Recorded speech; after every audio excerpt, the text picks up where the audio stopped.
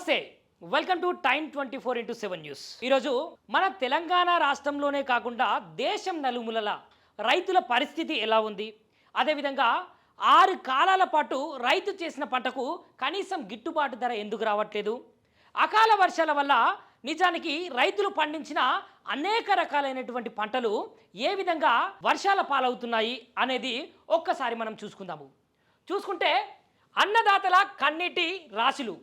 నిజానికి ఈ దేశానికి ఈ రాష్ట్రానికి అన్నదాత పని చేస్తేనే మన 5 ఏళ్ళు నోట్లోకి వెళ్తాయి.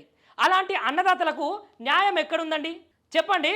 అన్నదాతలు పొద్దుటి నుంచి సాయంత్రం వరకు పడికాపులు కాస్తున్నా కూడా వాళ్ళ యొక్క ధాన్య రాశులను అసలు కొనుగోలు సెంటర్లో కొనడం కూడా లేదట.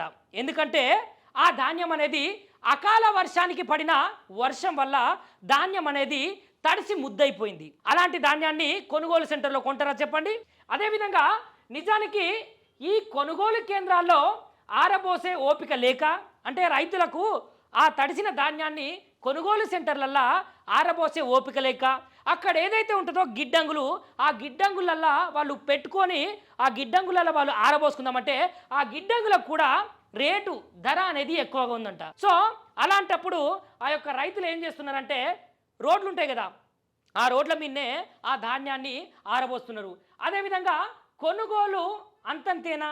నిజానికి కొనుగోలు సెంటర్లను అయితే అసలే కొనుగోలు చేస్తారట.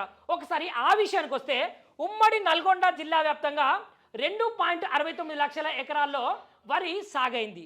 మనము ఉమ్మడి నల్గొండ జిల్లాకు చూసుకుంటే 12.69 లక్షల ఎకరాల్లో వరి సాగైంది. ఆ వరిలో 4.8 లక్షల ఎకరాలకైతే సన్నాలు పండించిరట. ఈ సన్నాల వడ్ల అనేటివి 4,80,000 ఎకరాలలోనైతే సన్నాలు పండించిరు. మిగిలినవి దొడ్డు రకాలైన రైతులు పండించారు. మొత్తము 8 లక్షల టన్నుల ధాన్యము సేకరించేందుకైతే అధికారులు కేంద్రాలను ఏర్పాటు చేశారు. అదేవిధంగా నల్గొండల 384 కొనుగోలు కేంద్రాలుంటే ఇప్పటి వరకు కేవలం 30% మాత్రమే కొనుగోలు చేసిరట. అంటే మనం ఇక్కడ చూసుకుంటే మొత్తము ఈ రాష్ట్ర వ్యాప్తంగా 384 కొనుగోలు కేంద్రాలుంటే కేవలం ఈ తెలంగాణ రాష్ట్రంలో ఉన్నటువంటి సర్కార్ ఏం చేసింది, 30% మాత్రమే కొనుగోలు కేంద్రాలను అయితే అమలు చేసింది. మరి మిగిలిన కేంద్రాలు ఎటువైనాయి? మిగిలిన కేంద్రాలు కూడా రావాలి కదా.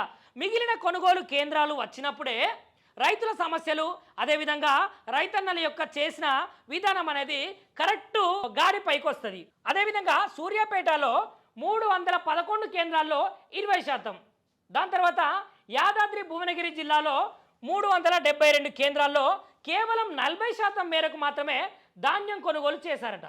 పలు మండలాలల్లో ధాన్యము వర్షానికి తడిసి ముద్దయిపోయింది.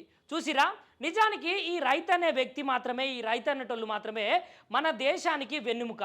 నిజానికి రైతు ఏడిసిన రాజ్యము, ఎద్దేడిసిన వ్యవసాయము బాగుపడ్డట్టు చరిత్రలో లేదు. అట్లాంటి రైతులకు ఈ తెలంగాణ రాష్ట్ర ప్రభుత్వము, అదేవిధంగా భారతదేశంలో ఉన్నటువంటి ప్రతి ప్రభుత్వాలు సహాయం చేసి రైతుకు చేయూతనిచ్చినప్పుడే, గిట్టుబాటు ధరలు కల్పించినప్పుడే రైతు అనేటోడు సంతోషంగా ఉంటాడు. రైతు సంతోషంగా ఉంటే దేశం సుభిక్షంగా ఉంటుంది.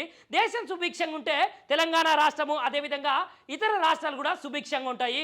దయచేసి ప్రభుత్వాలకు విన్నపించేది, అదేవిధంగా ప్రజలకు విన్నపించేది, రాజకీయ నాయకులకు విన్నపించేది ఏంటంటే, రైతును మనము రైతులా కాకుండా ఒక రాజులా చూసినప్పుడే రాష్ట్రాలు అనేటివి బాగుపడతాయి. దయచేసి ఇది కూడా మీరు గమనించాల్సిన పరిస్థితి ఉంది. షేర్ చేయరి, లైక్ చేయరి, సబ్స్క్రైబ్ చేయరి, మర్చిపోకుండా గంట సింబల్ అయితే ఒత్తురులా.